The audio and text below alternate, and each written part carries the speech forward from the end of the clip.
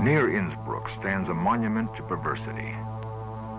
Castle Ambras, occupied during the 16th century by Archduke Ferdinand, harbors one of the most terrifying portrait galleries in the civilized world.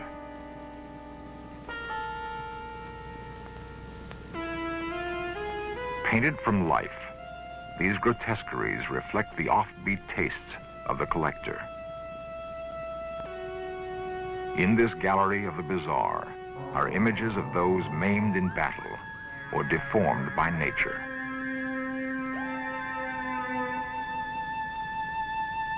One portrait seems curiously out of place. It's that of a king who ruled not in Austria, but in a land to the east, now called Romania. His brutality earned him the nickname Vlad the Impaler. His real name was Vlad Dracula. Centuries later, Dracula's name and the land he lived in would be used to create a character so unredeemed by human qualities that we still recoil in fascination at his fiendish exploits.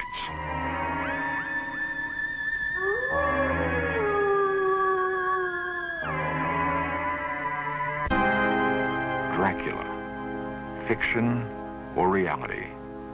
A search for the truth behind the legend.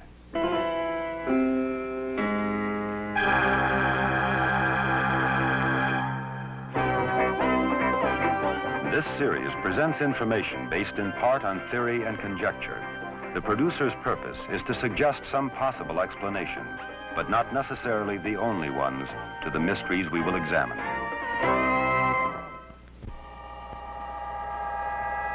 Horror has a special fascination for many, and filmmakers have done their best to exploit that fascination.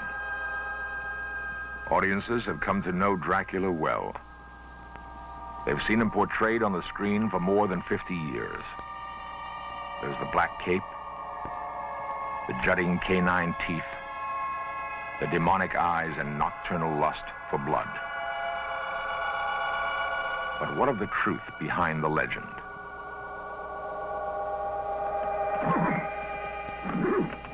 Romania is a land rich in romantic folklore and legends. The tale of the evil Count Dracula is not one of them. The rugged mountains and hidden valleys breed their own mythology. Called Romania's Olympus, Mount Ceflau rises nearly 6,000 feet in the Carpathian Mountains. In pre-Christian times, it was believed to be the home of the gods. Each year, even now, on the first Sunday of August, a pagan ritual is reenacted. Thousands gather by torchlight on Ceflau's shadowy summit to celebrate friendship and love and the renewal of life. During the rest of the year, Ceflau yields its mysteries to few men.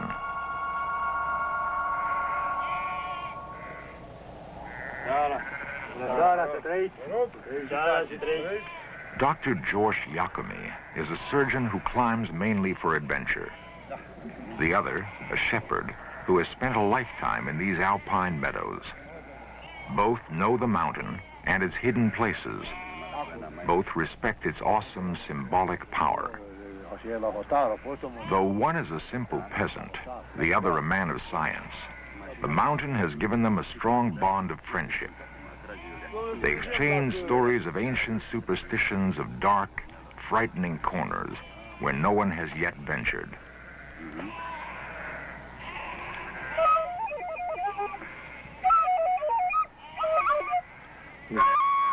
The music seems to recall a distant time in these mountains when ghosts inhabited Ceflau. Legends tell of a 15th century nobleman named Budu who loved the king's daughter, Anna.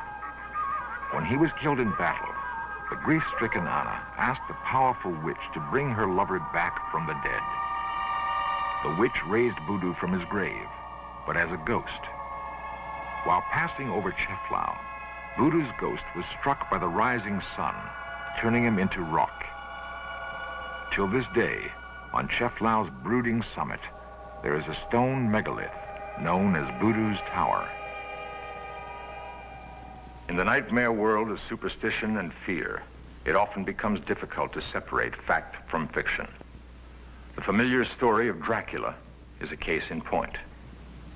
Since its publication in 1897, Bram Stoker's classic novel of Gothic horror has been read or performed almost continuously. Yet few are aware that the character was based on a real prince of darkness, whose deeds are perhaps more shocking and more terrifying than those of the fictional vampire.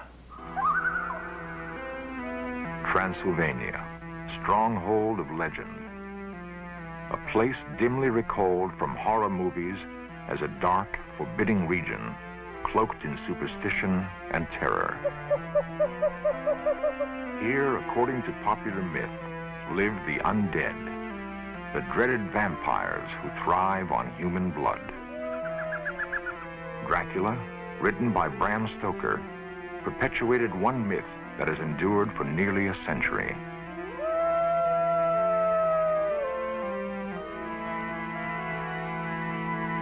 Along Transylvania's southern perimeter stands Castle Braun.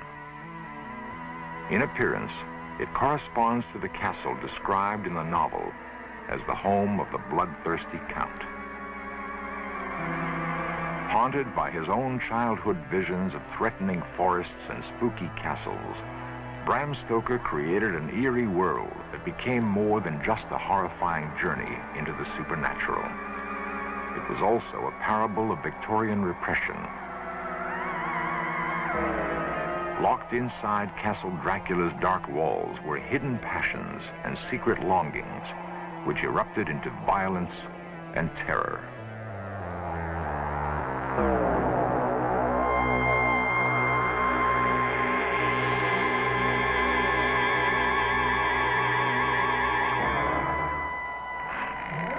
The German film classic Nosferatu comes closer to capturing the mood of the original novel than the later interpretation of Bela Lugosi. In the book, the hero Jonathan Harker describes his first encounter with Dracula. Holding out his hand, he grasped mine with a strength which made me wince, an effect which was not lessened by the fact that it seemed as cold as ice. Taking Transylvania, a remote place he'd heard of but never seen, as his setting, Stoker evoked chilling images of the living dead.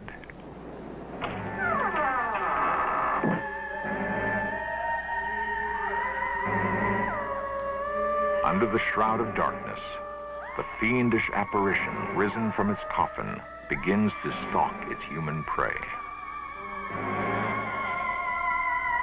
The nightmare becomes reality. The unknown clutches at our throats.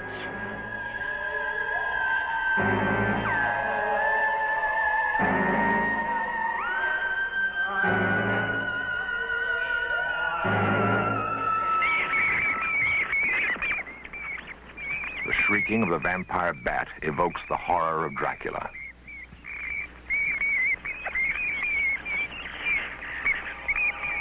Night-flying hunters, they prey mainly on cattle. But one strange fact stands out. The vampire bat is found only in Mexico and South America. Modern Romanians stubbornly deny the existence of vampire legends in Transylvanian peasant lore. To them, Dracula is the name of a 15th century tyrant whose story, too, was written in blood. Nikolai Paduraru is an official of the Ministry of Tourism. His search for the historical truths behind the Dracula legends brings him repeatedly to a small island on Lake Snagov, near the capital city of Bucharest. It is on this island that the body of the real Dracula is supposedly buried.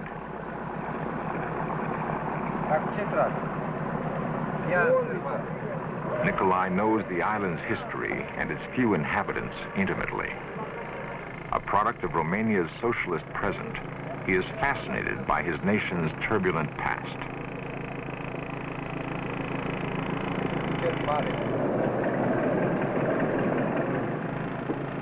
Părinte, Nikolai is greeted by the abbot, who shares his interest in the story of the bloody king who bore the name Dracula. For the two men, the old church has become more than a religious shrine and national monument. Its ancient doors are the gateway to a mystery that for centuries has baffled scholars and historians.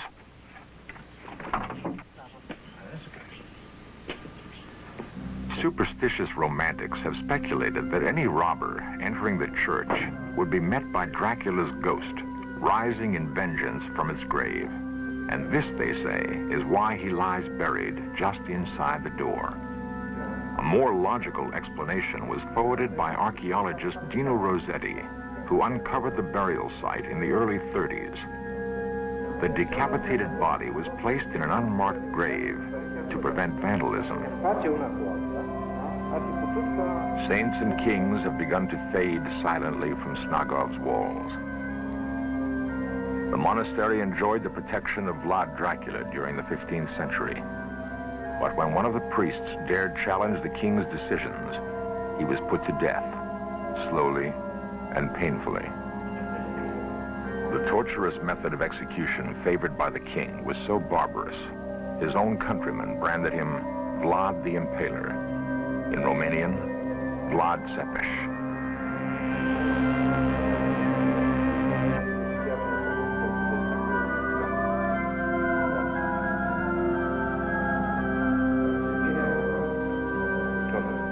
Both men realize that the truth about a man's life is often buried alongside his corpse. That the infamous monarch, whose name symbolizes evil incarnate, might himself have been the victim of propaganda spread by his enemies throughout Europe. Seeking the truth can become an exciting adventure, and so a search begins. It will unravel some of the mysteries which surround the life of a king they called Dracula, son of the devil.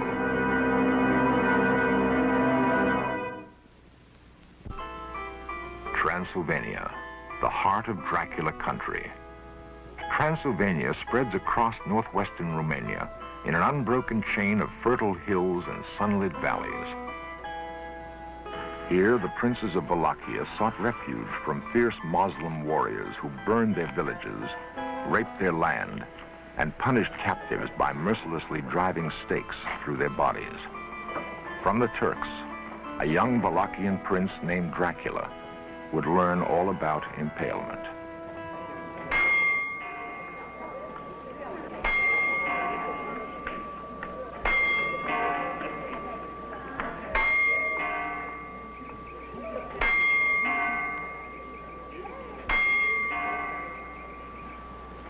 Like an image from an old fairy tale, the town of Sighișoara slumbers peacefully along the gentle slopes of the Transylvanian highlands. Unchanged since the Middle Ages, Sighișoara was once a bastion of Germanic military might and commercial enterprise. In this house, in 1431, a son was born to the fearsome Prince Vlad Dracul, the dragon. The boy was called Dracula, son of the dragon. A coin bearing the family emblem is one of the few remaining artifacts from Dracula's reign. The symbol of the dragon reinforced Vlad's image as a fearless Christian crusader. As his notoriety grew, the name Dracula took on new meaning. Dragon would be increasingly interpreted as devil. Vlad belonged to an age of brutality. The Renaissance, which saw the rebirth of art and learning, also bred new tyrannies, unspeakable torture, and oppression. To understand Vlad's cruelty, we must also understand his world. The nunnery at Sucevița was originally a fortified monastery, protected by walls 20 feet high and 10 feet thick. The traditional wood block, summoning nuns and monks to prayer, may at one time have also been a summons to battle.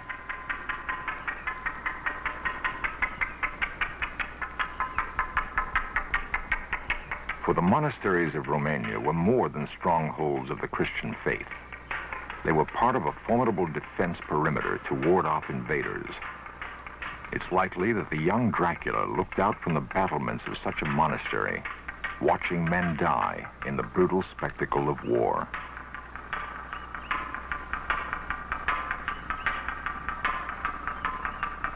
Steeped in the teachings of the Eastern Orthodox Church, Vlad Dracula surely must have developed strong, simple notions of good and evil, of reward and retribution.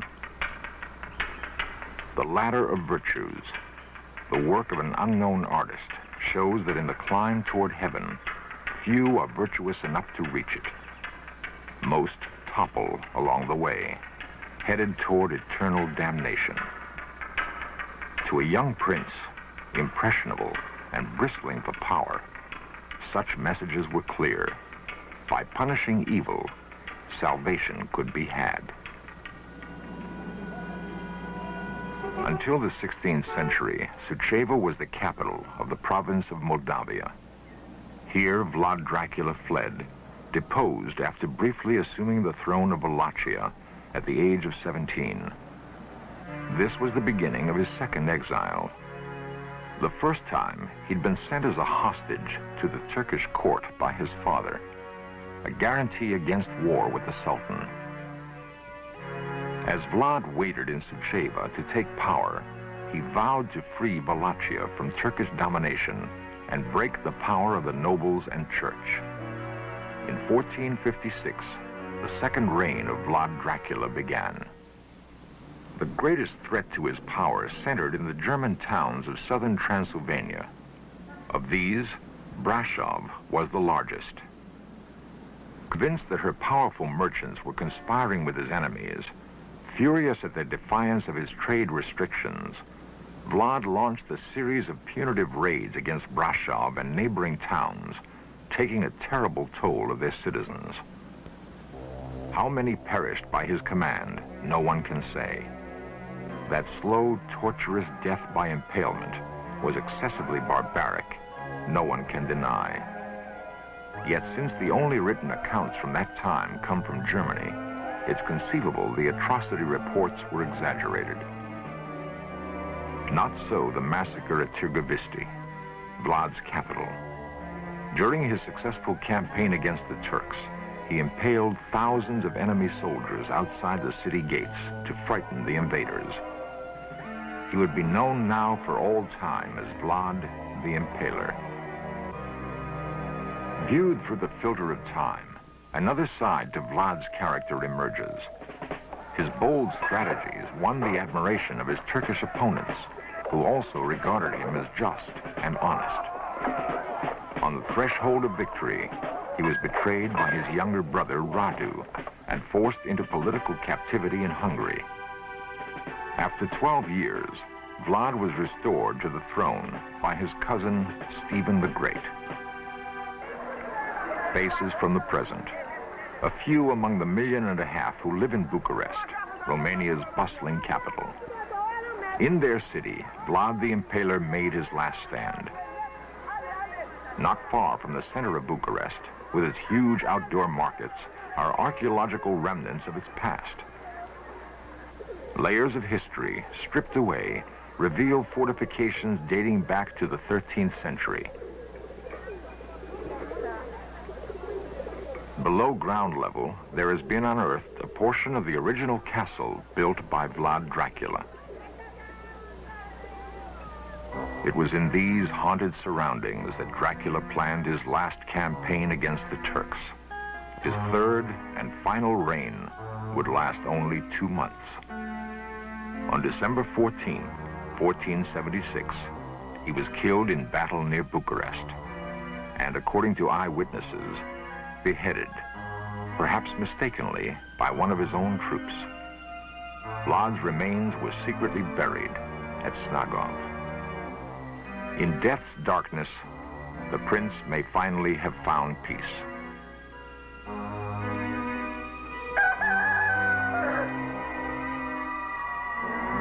If some light has been shed on the truth during this search for Dracula, it doesn't mean that belief in vampires will be dispelled. Bram Stoker's Dracula will always persist in our minds because in him we have found the perfect symbol for unrepentant evil.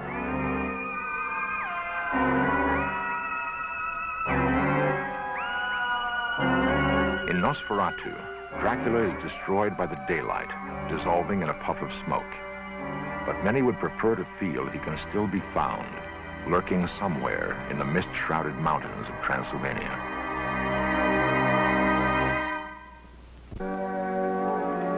Beneath storybook towers, the old Transylvanian city of Sigashora seems untouched by time. For people still bear traces of their medieval ancestry, clinging tenaciously to old traditions and religious faith. They are steeped in Sigashora's history, remembering that it once was a stronghold of wealth and power, the home of princes, the birthplace of a king. Vlad Dracula belongs to their heritage, Stoker's vampire to our imaginations.